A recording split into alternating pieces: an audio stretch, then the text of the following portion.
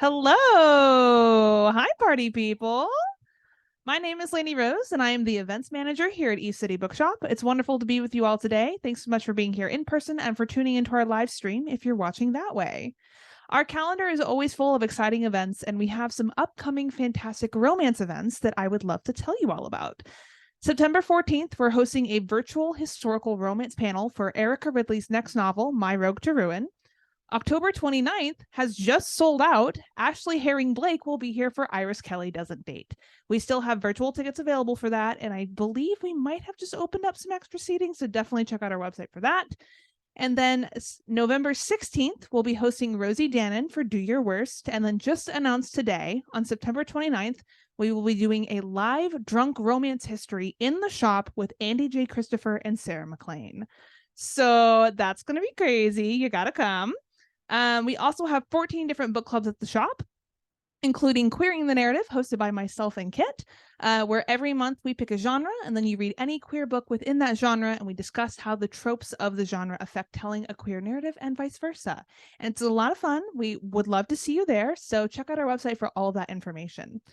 Before we get to tonight's event, some housekeeping details. Number 1, if you could take a moment to silence your cell phones, we would appreciate it. Number 2, if you need a restroom, it's upstairs past the cash registers and the greeting cards.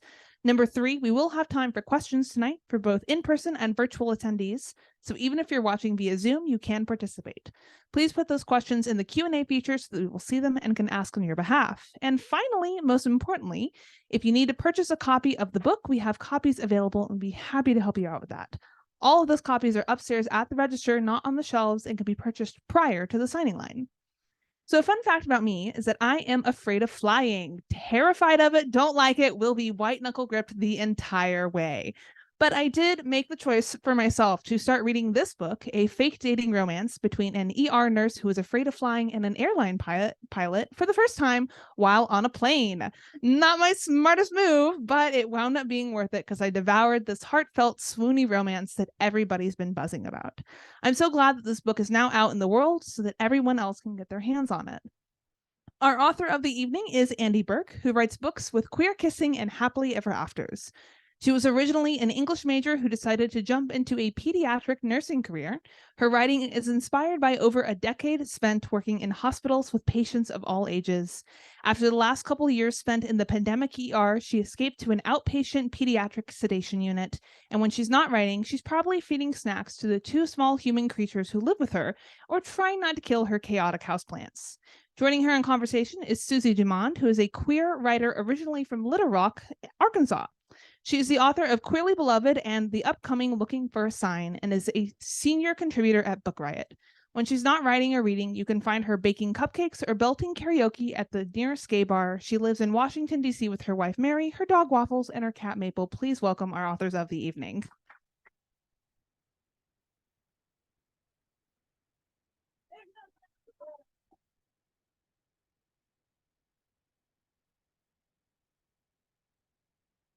Hi, everyone. Thank you so much for coming. I'm very excited to be here with Andie Burke. I'm Susie Dumond, by the way, as Lainey said. So why don't we start off? Can you just tell us a little bit about the book and why you chose to write about, the characters that you did?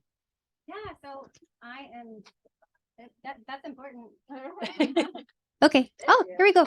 Yeah, so I chose to write this book. I was writing it during the pandemic, and I was really looking for something that would make me laugh, but have some of the heaviness that I was feeling in my kind of day-to-day job at I worked as a pediatric nurse in the ER at that time.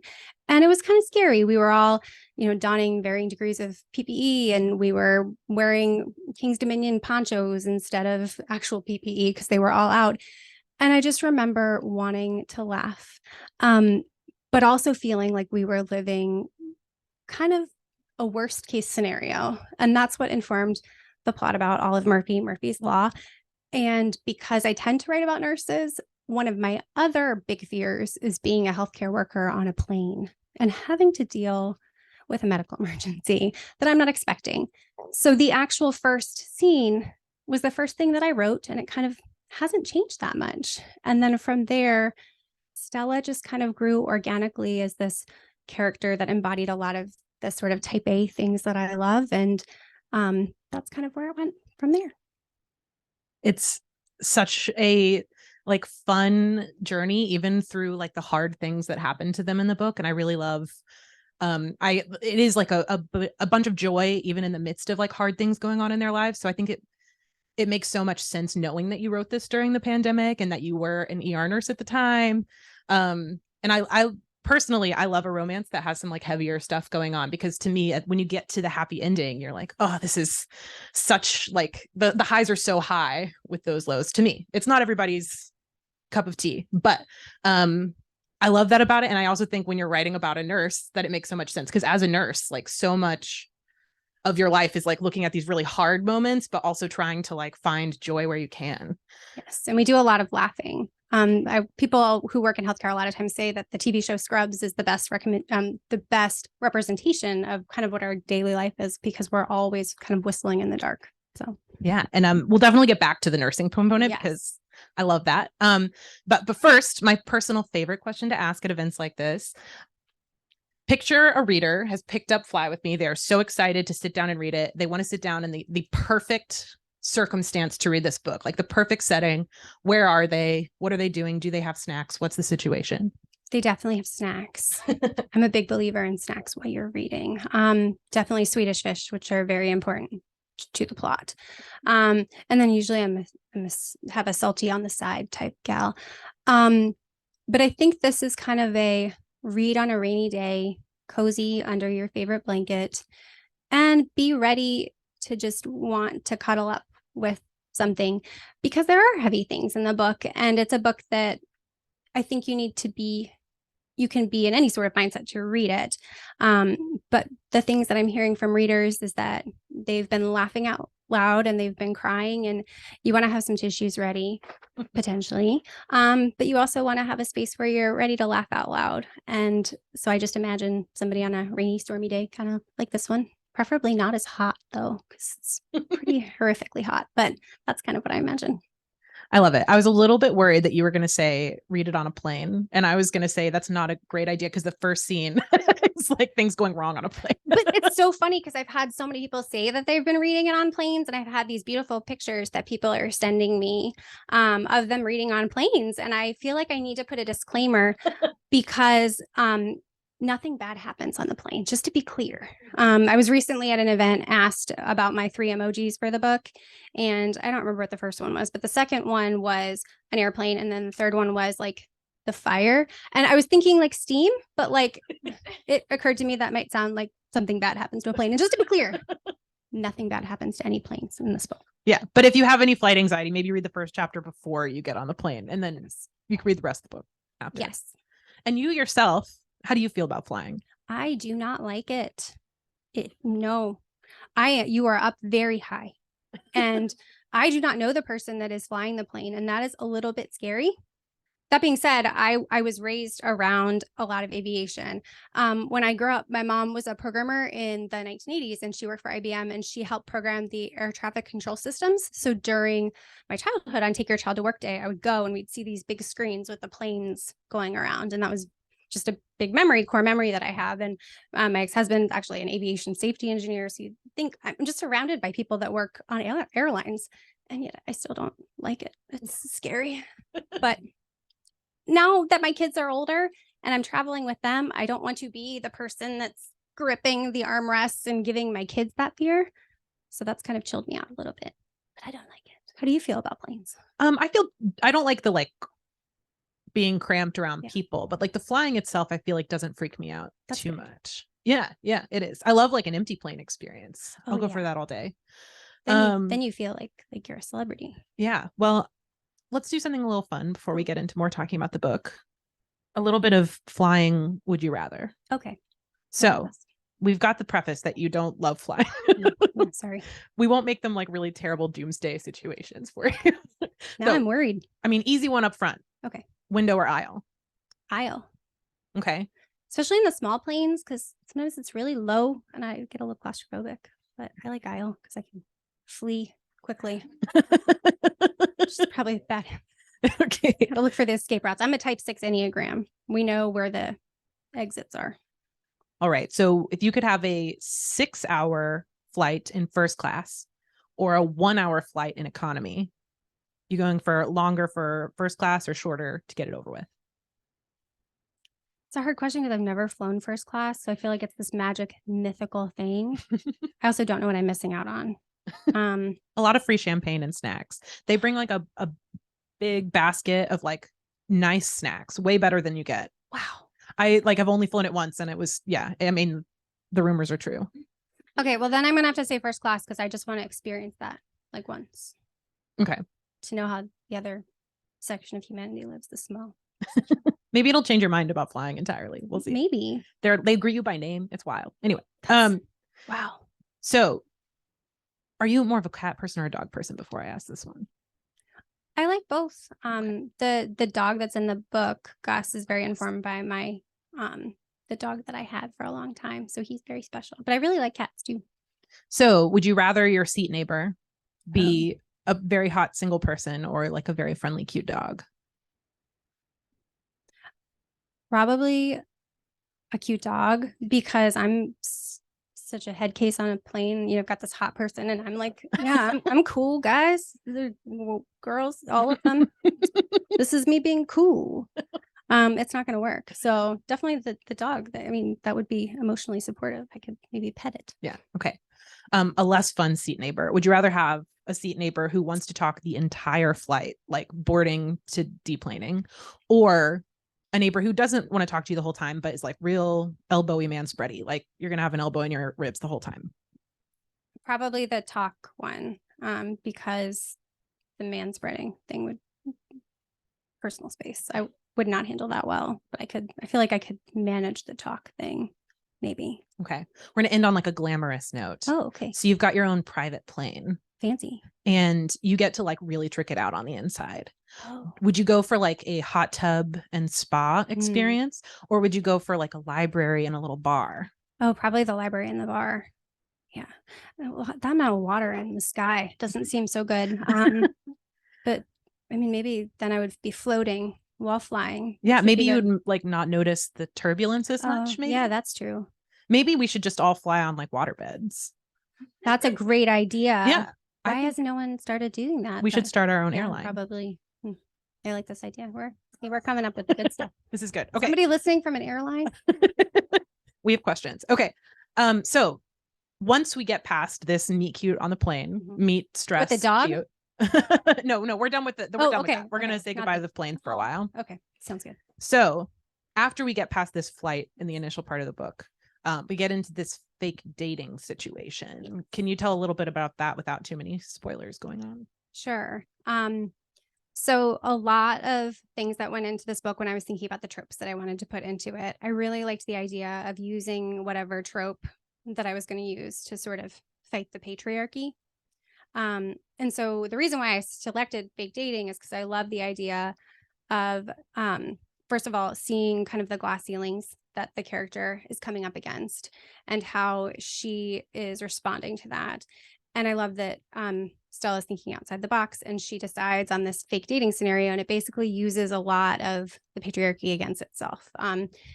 And when I was coming up with the idea of to use the fake dating, a lot of it was having to figure out how to make it make sense and to not make Stella seem just completely like bananas, because fake dating is a wild trope. I mean, it's a little wild, but it's so fun because of that, because that's what we get from fantasy, and you want it to feel grounded, which is ironic because it's a book about planes, not that kind of. You do want it to have a reality to it, and especially because there's a lot of heaviness in this book, and so I wanted, in that sense, to give Stella a very clear backstory for why she chooses this somewhat wild and unorthodox way to try to get ahead at her job, but she's doing it to sort of stick it to all the boys club, and that's a very common problem in the aviation piloting community from my research. So what is one of your, like, what do you love about a fake dating trope? I love it when the characters are in love with each other and they're not telling each other, which sounds like miscommunication, but really, and people don't always like miscommunication, but how much of our day-to-day conflict is actually due to miscommunication. I mean, maybe just me, but generally I feel like a lot. And especially for two people who are going through a lot, they're not always going to feel comfortable enough with themselves to like express their wants and needs. And especially for a character like Olive, who's going through a lot with her family. And there's a lot of kind of family dynamics and trauma that inform who Olive is. And you understand why she's not really comfortable expressing her needs to this beautiful, gorgeous pilot who's type A and seems so wonderful. That's what I liked about it, that they're falling in love with each other and there is them not talking to each other, but you understand why. And for Stella, not believing that you deserve love is something that I think a lot of people can relate to. And that if you truly believe that you don't deserve that, you might not think that you deserve that beautiful person that's in front of you. And so in fake dating, you give the characters an excuse to be together in these like fun date-like scenarios and in cute clothes and all that kind of stuff. And it's fun, but you let them fall in love kind of like more naturally. It's not like putting them in a date where you've got all that pressure, because almost the pressure's off because we're fake dating. I'm going off script my questions because that made me think of The Ultimatum Queer Love. Have you watched it? Okay, no, but I watch a lot of TikToks about it. So I know there was that one that was like super kind of toxic seeming that everyone hated. Yeah. And then there was the other girl. So she seems really cool because I keep her TikToks coming up on my thing. And it just seems like they really milked the crap out of the drama for these couples. Number one, I highly recommend it. I would say go back. I'm not even much of a like reality TV person, all that. I watch a lot of baking shows, but like of romantic reality TV, not a lot. Fascinating, the drama peak. All these people went full hearted into this ridiculous social experiment that makes no sense whatsoever. But I'm confused by it. But what made me think about it is that like they have this scenario where they're basically pretending to be married to someone that they just met, and it gives them permission to go from like 0 to 60 in like an interesting way. And like that, it almost has a bit of a fake dating. It does. That's true. Energy. Because you're almost giving yourself permission to sort of like just go play act and go for it, but without like the pressure of like, well, I need to be like not, seem normal because I'm trying to date this person. Yeah. So that's interesting. Anyway, watch it. We'll talk. It's fine. Yeah. But fake dating, what's like one of the harder parts of writing fake dating? I think it's the grounding it and making you not so frustrated with the characters doing this that it makes you kind of lose respect for the character. And I think especially with the way a character presents it as an option, you want it to seem mutually beneficial so that it doesn't seem like one character is like just getting something out of it and the other character isn't. And so when I was looking to structure it, I needed to see, what does Olive need and what are her weaknesses and how would Stella kind of help with her strengths. And so you kind of want the characters to develop this sort of symbiotic fake dating relationship. So that was a challenge, but I think it turned out good. I'm really happy with the way it.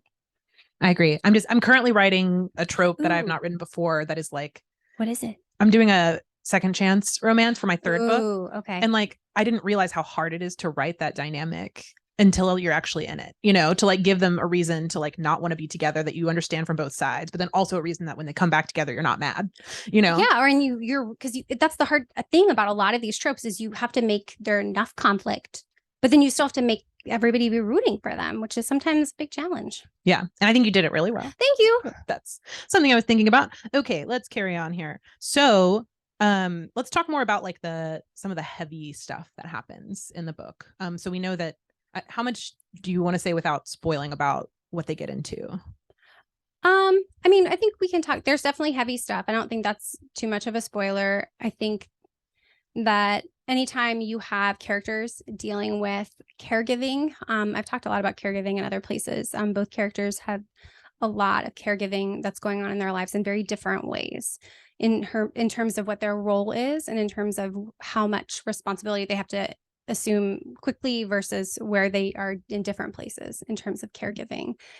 And I wanted to show that because I feel like a lot of times that's happening to people and you're not so aware. You meet a person and you don't know that what they're having to do for, their ailing parent or I thought that it's not something we always see in books. So it was very important for me to show that and give that space, because a lot of times people are having beautiful, happy, wonderful moments at the same time. When I was pregnant with my son, I was very pregnant, and I was doing hospice for my grandmother at the same time. So I was, massive, personally massive, and then going over and giving my grandmother hospice meds. And I was thinking the juxtaposition of both things is so interesting, like something so beautiful and like life versus death, which sounds very cliche, but those things do happen at the same time. And people really can be falling in love at the same time, that like a whole other side of their life is just completely crumbling. So that's kind of what informed wanting to put the heavy stuff in there. Yeah. And I also thought that the note up front that you had in the book about like the content warnings was very well done. Did you consider like not having that or approaching it differently? So it changed a couple times, because the first time I worked on the note was in the fall, and I feel like I was not in the best space to do it justice. And so I rewrote it. So if you read the ARC version, it's a little bit different in the final version. And I really wanted to go into a little bit more about why, given what was happening in my life when I was writing it, why it was very informed by nursing and a lot of the complex things that nurses are dealing with on a day-to-day basis. And the belief that laughter can really be the thing that brings you through when there are some really tragic circumstances happening in your life. So I hope I was really happy with the way it turned out. But that's kind of why, as I wanted to go a little bit more into the context. Great. And so I mentioned this to you, but my mom is a nurse. I grew up raised by a nurse. So I loved seeing a nurse represented, and I loved seeing her as like this really excellent protagonist who is very nuanced, that she has some self-doubt and some anxiety, but when she goes into like a situation where she is in charge and she is being a nurse, then she just like goes into action mode. And that's something that I definitely like saw my mom doing growing up. Can you talk a little bit about like how nursing plays into Olive's character in the book and in your life? And I know you said you write a lot about nurses. I do. Pretty much since I've been writing adult novels, but even before I was a nurse, the first book I ever wrote was a middle grade novel. And I remember I made the grandmother a nurse. And this was before I had even been to nursing school. And so it's always been something in the back of my mind. I like to show competence. And another author who has not had her book come out yet, but she's a ICU doctor, and she's another romance author at my publisher. And she described my book as competence porn, which I really like. But I think because we are so programmed by Grey's Anatomy and all the medical shows, where the nurses are either just, the person that comes in, you never see again.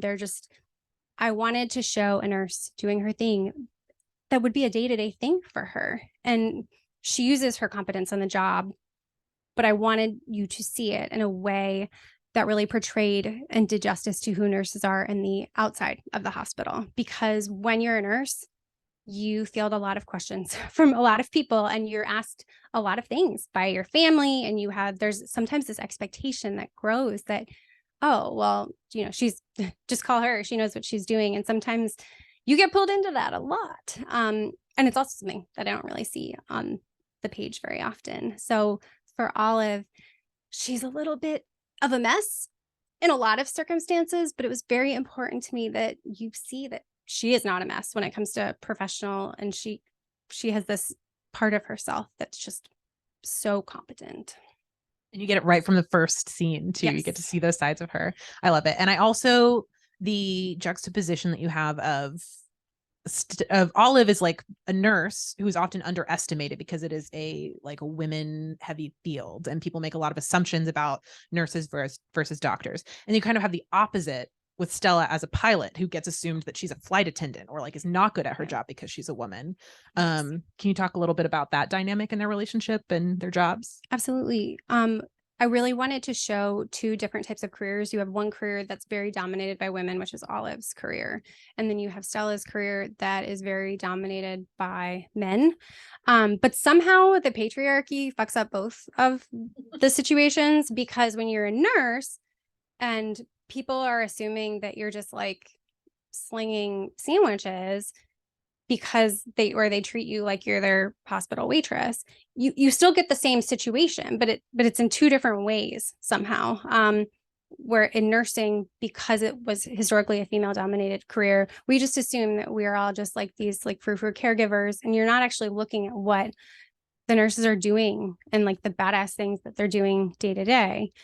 Whereas for Stella, being a woman and being a pilot, that automatically gets you into this situation where you're dealing with men in a boys club and men going out and doing their party thing. And that's a very common thing that I've read about in the culture that the pilots, I've never been a pilot, but I did a lot of research about what it was like for pilots and how that culture can impact your career in lots of different ways in terms of not being invited to certain things or that kind of thing. And so I wanted Stella to be consistently overlooked because of that, because she's not like in that club. And so you're seeing it from two different situations, but in either situation, you're screwed over. Yeah. Okay. Quick fun question. Oh yeah. Hottest nurse and or pilot on TV or film? Okay, so the pilot thing is really hard. I feel like that was the question that you told me you were going to ask me, and I should have had a better answer because of that. The nurse one's more easy because it's Carla from Scrubs, because I love Carla on Scrubs because she's amazing.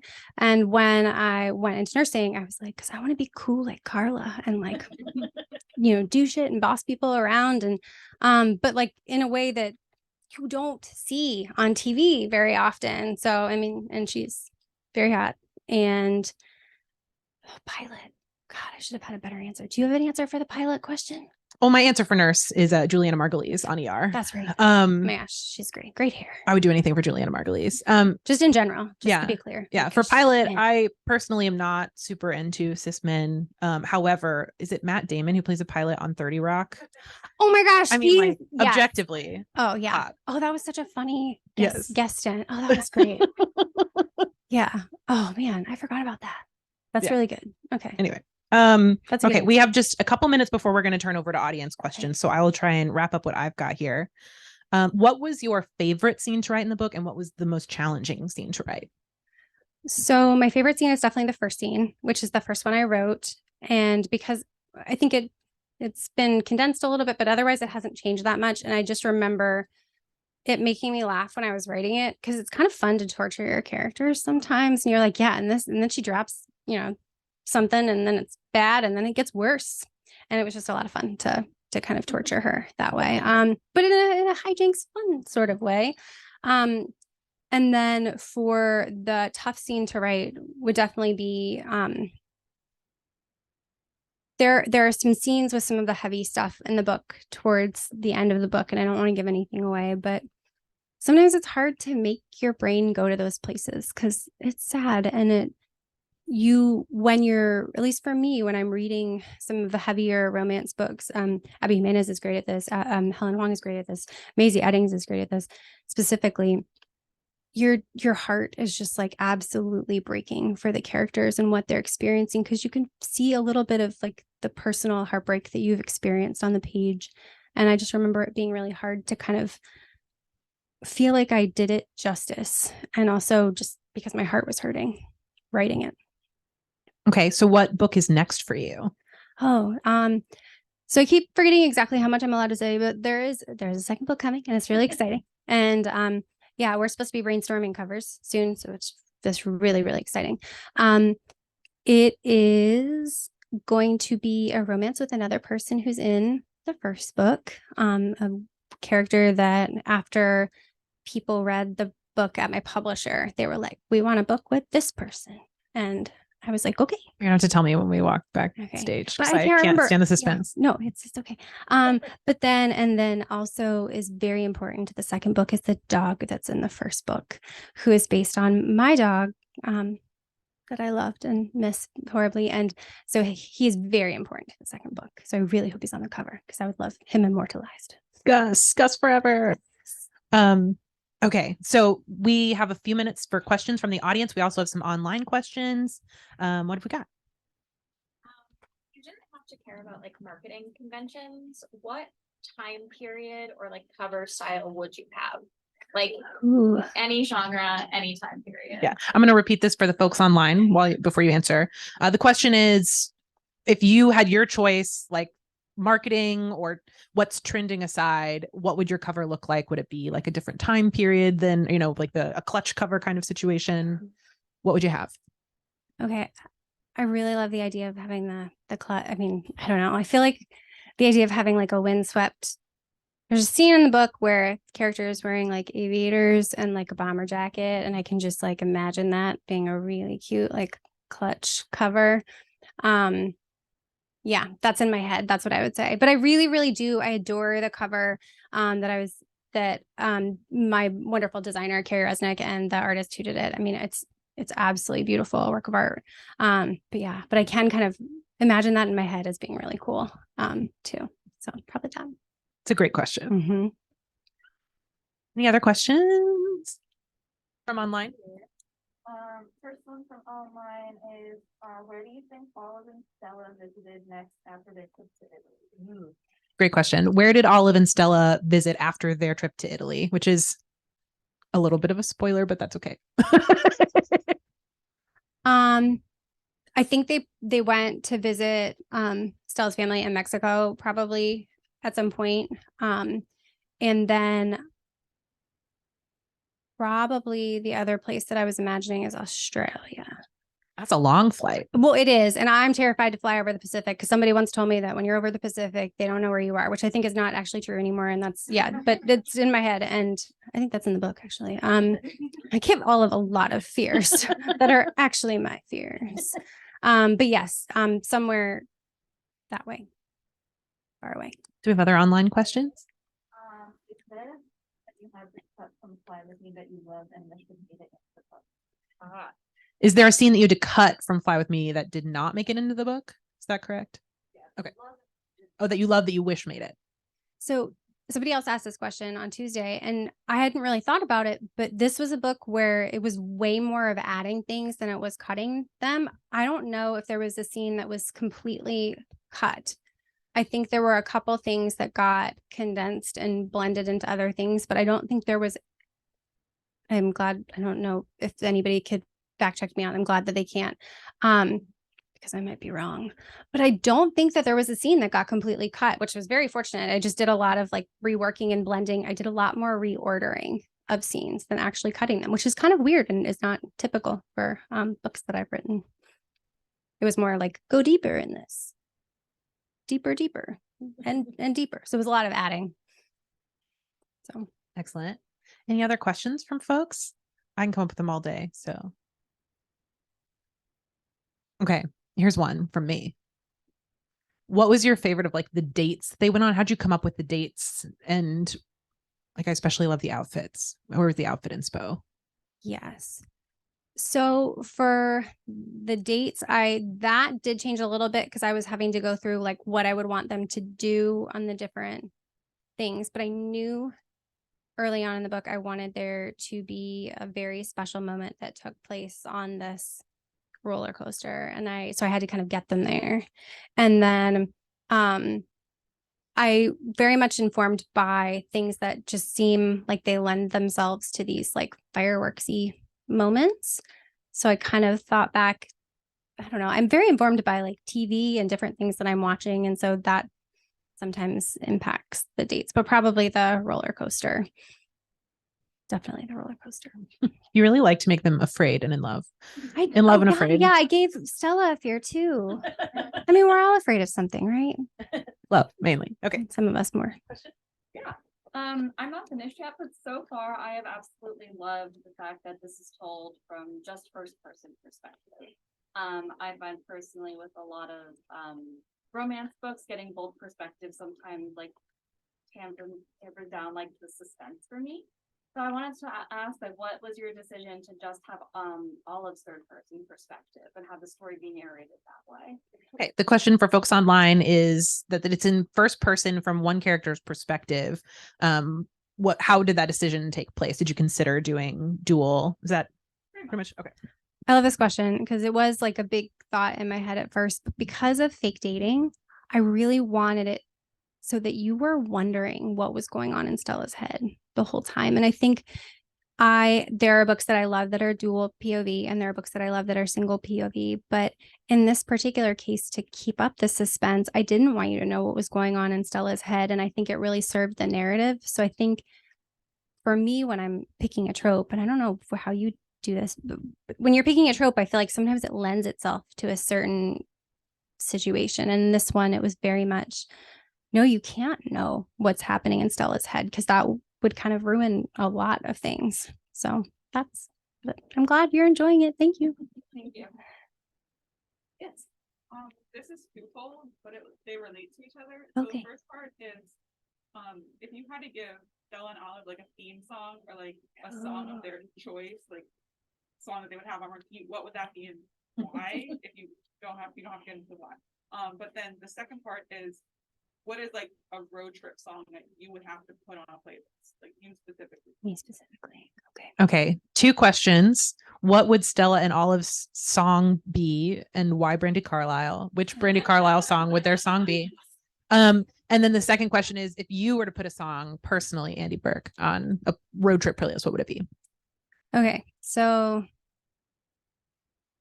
Stella's song is very much The Joke by Brandi Carlile. And the reason why is because it's about exactly the situation that she's enduring. And so that's the story. That's always the joke is the song that I always imagine like with Stella. And Olive, right around when I can't remember when this happened, came out, but there's this really emo band called Loveless, and they have a song called Worst Case Scenario, and it's like worst case scenario, and it's very emo. I feel like that's very much Olive's song because she is always dealing with worst case scenarios. For them together, oh gosh, see, it's like Brandi Carlile and Taylor Swift, and that's what's in like just in my brain right now. So we're gonna give Brandi Carlile. So we're gonna do right now maybe the labyrinth. Taylor Swift. Oh no, you're falling in love, and there's a plane in that song. So probably that song right now. That's the one. Though somebody else recently said that Enchanted was one of their songs, but really all the Taylor Swift songs, I feel like Taylor Swift just speaks to my soul in a way that Brandi Carlile does too. Gosh, I could answer this question for a long time and go back and forth. We'll do a asked somebody playlist, with I think. ADHD, a question about a song. I could give you a whole long list. There is a playlist, a Spotify one that goes with the book. That's a great question. But what was your song that you would put? Oh yeah, on a that's road right. trip? On a road trip, if I'm singing like right now, recently my road trip song is Long Live by Taylor Swift because I like belt it out really loud in my car. Or that song that I was singing, the other musical theater song that I was singing the other night, the one that Stevie sings in Schitt's Creek, and I can't remember the name of it. Maybe This Time, which is sort of weird and niche. Yes, Cabaret. I really like that song too, which is weird, not quite a road trip song, but yeah, whatever you can belt really loudly. I mean, there is a very key karaoke scene in the book. So like to roll on that question, would any of those songs be your karaoke choice song, or what would your karaoke choice song be? Karaoke scares me a lot. Oh gosh. I mean, the key is picking a song that everybody else knows and will sing along with you, and then it's less scary. Okay, that makes sense. So, I mean, maybe one of those, though those sound hard. Probably like something that's very easy to sing. That's Taylor Swift. I'm really bad at remembering song lyrics to the point, like I used to sing like somewhat competitively, and I'm really bad at remembering song lyrics. Like I cannot do that. I will even have them in front of me, and then I will somehow lose the thread. So something that does not have that many lyrics is good. Like something that repeats a lot. I don't know. A lot of the Brandi Carlile songs are good because they have really good choruses. Like it's the same thing. Yeah. There's also a karaoke scene in my book. That's something we messaged about Oh my offline. gosh, yes. And there like is a reference to somebody who sings The Story by Brandi Carlile like every single week, and that is inspired by a real life person in Tulsa who used to sing the exact same song like every single week. But my wife is here. It wasn't The Story. It was Melissa Etheridge. Yeah. And it was like every single time, and like she nailed it because like she sang it every week. oh wait, Closer to Fine, because good choice. Yeah. Yes. Yeah. Speaking of the Barbie movie. I know. Speaking of the Barbie. I mean, it's like everybody's cultural zeitgeist right now. It just informs. I love it. My brain. Okay. Question from online. Oh, yay. We'll knock these out and then we may be out of time, but well, we have time for the 3 for sure. Okay. Movie adaptation dream cast. Okay. So I don't like giving one actor because I feel like sometimes then you're just making people visualize that one actor.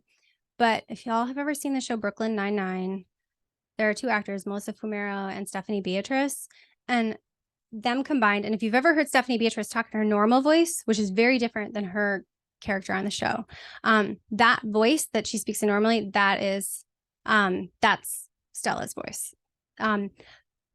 So someone who's like both those characters and like a blend of them. And then for Olive, it's basically like all the people that you've seen recently in like rom-coms that are kind of a mess. Like Zoe Deutsch, I feel like, is one, and Zoe Kazan a little bit, just kind of that kind of. And then in WandaVision, the main character, when she's got the wild 90s sitcom hair, Ashley Olsen. No, that's her sister.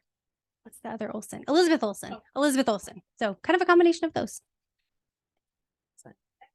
Anything that you share about inspiration or research that contributed to Stella's Mexican family? Okay. Any research or like elements that you brought into the story of Stella's Mexican heritage?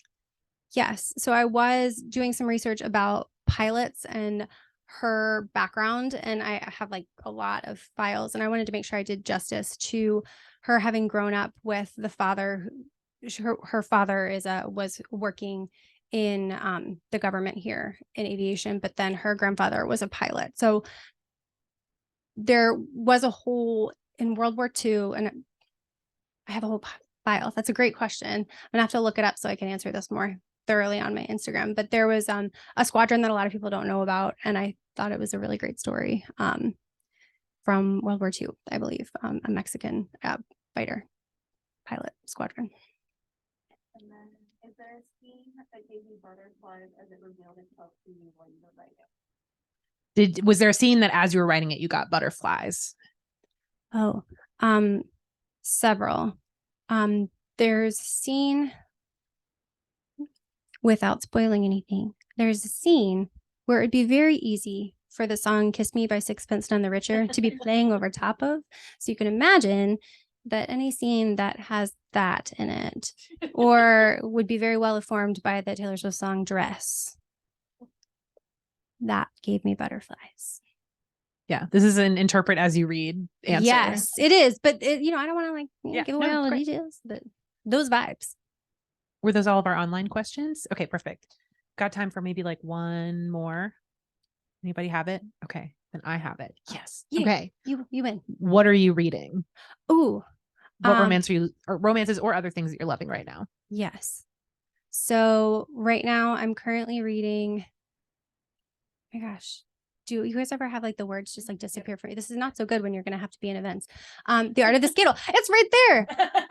Oh, this is so easy. I've got visual. The Art of the Scandal by Regina Black, which I love so much. I recently finished Mrs. Nash's Ashes by Sarah Adler, who's also lovely. And I'm reading, hey, I also have a visual aid, New Adult, which I also love. So yeah, those are the ones. And then I've got Cold World sitting on I have a very big pile about this high next to my bed right now. Cold World, I think, is next for me, and You with a View. But I've had a really good luck. I've had a lot of really good romances recently. And then I just finished Queer Beloved, which is fabulous. And thank you. She's a kindred spirit. It's very clear. Yeah. I loved the list that you put on Instagram today of like the small crossover in our stuff. It was Brandy Carlisle. It was Champagne Cake. Yes. It was some light religious trauma. I can't remember. That was just personal. There's the Venn diagram.